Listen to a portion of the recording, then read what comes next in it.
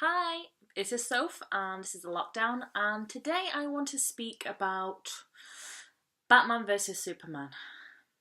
Now, this is going to be full of spoilers. If you haven't watched it yet, then maybe you should wait till after. But yeah, I'm going to call this section The Swirl because it's just basically a bunch of my thoughts and feelings about kind of like a movie review, if you will, of Batman vs Superman today. So, to start with, let me begin by saying one of my all-time favourite superheroes is Superman. I enjoy Batman as well, from, the cartoons. I enjoy that side of things. The Superman cartoon never really appealed to me, but in general, the movies, who he is, always appealed to me about Superman. And his different incarnations, where we're talking about going really far back to Christopher Reeves in movies, or we've got TV show Dean Cain, or even if we've got Smallville series Tom Welling. We've got all of these versions of Superman. Amazing, great, fills you with just like joy watching it, because you're like, this man is a superhero. He is just innately a superhero. He was born this way. There's something to live up to in a way, this kind of superhero that is just good, and he's here to help everyone and all of that stuff that probably some people consider cheesy. He is a good guy, and that's just who he is, and he fights crime and he does it without even thinking about it. It's just second nature. And then we've got Batman, who, yeah, he's a darker character, which I enjoy a lot. He's a darker character. He's here to help everybody, but he's going to go about it his own way. He's going to do whatever it takes to solve crime, whether it be, hurting a few people or killing a few people along the way. He will do that. He will do whatever Superman will not do to actually take crime off the streets, which I think Superman could probably take any crime off the streets. He's faster than a speeding bullet, let's face it. Also, the idea of Superman and Batman fighting is so comical to me. Before I even saw the movie, the idea of it is just like, hi Batman, flick, and then Batman goes flying across the room because Batman can't stand a chance against Superman. No one stands a chance against Superman. He's faster than a speeding bullet. He's got laser eyes. He's got amazing strength. In one of the Superman movies, he turns back time by going around the world, which I think is funny and awesome for Lois Lane. He is amazing. And then you've got Batman. I like Batman, but you can't beat Superman. Ever. The idea that you could even try. Holy hell. No. No. Put your cape away, go back in your room and say to yourself in the mirror, what was I thinking trying to take on Superman? What the hell was I thinking? Of course, the only thing that you could do is use kryptonite on him, because otherwise you'd never win, and that's exactly what happened. So if we go right to the beginning of the movie after that massive rant, we start with, a really poor script. It was like basically somebody's got the blueprints of a house, made the frame of it and go, oh, we don't need to put any windows in there, forget about that. Oh, the roof, we don't need a roof. Oh, we've got the box.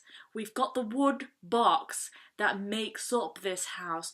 We don't need any of that. Oh, we don't need walls. What are you talking about? We don't need brick or tiles. We don't even need a bathroom in this place. It's standing, isn't it? That's all that matters. That's this movie.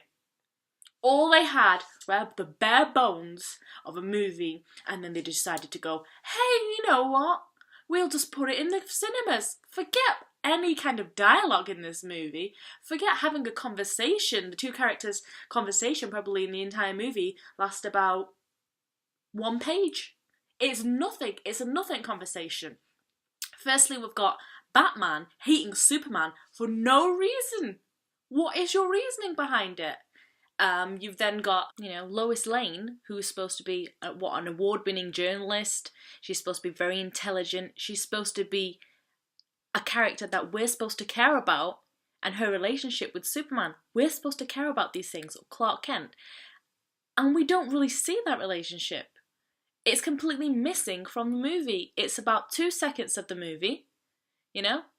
Mainly the focus is on Superman and Batman, tiny bit of Lex Luthor as well. But once again, Lois Lane is just basically a character we should care about, and we do care about her. But in this movie, they basically did not utilise her at all. They just wasted her. She's quite a talent. It's Amy Adams, who I love. I think she's a great character. She plays Lois Lane well, from what I've seen, but she barely had a chance to even act.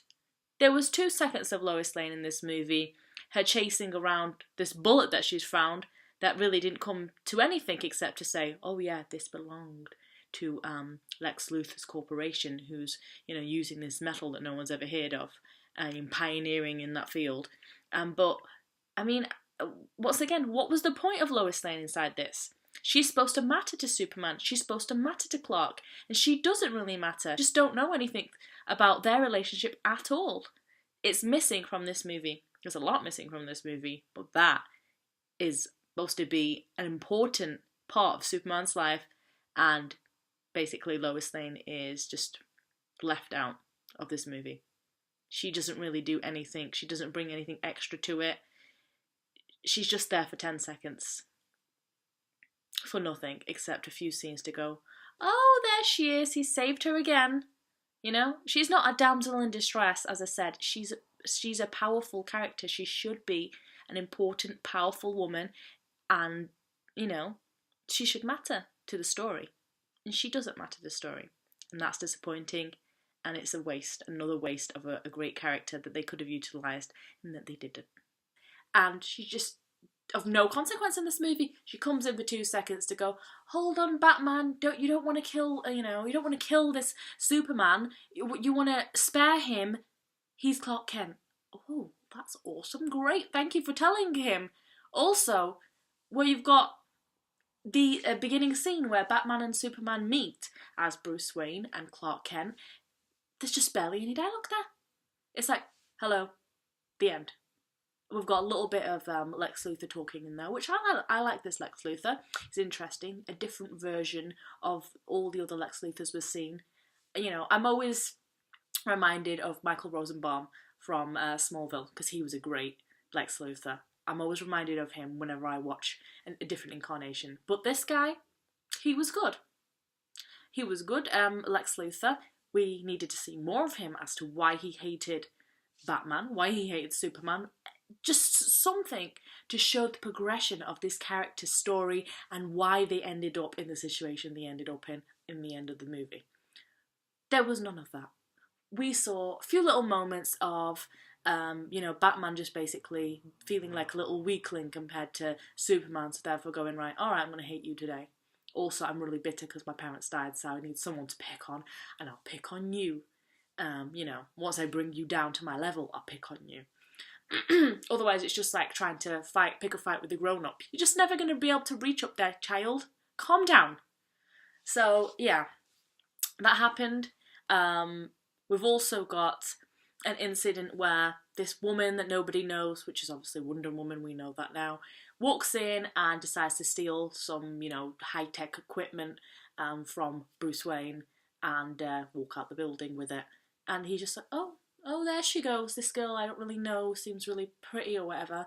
And once again, little use of this character, except to go, oh, here's a pretty woman, I'm interested in her. Where's her backstory? Where is a movie that should have been made before this movie to establish this character as Wonder Woman, so we care that she's actually in this movie and has a point to be in the movie? We care about her. We don't care about her. She comes in for 2 seconds. She's pretty. The end.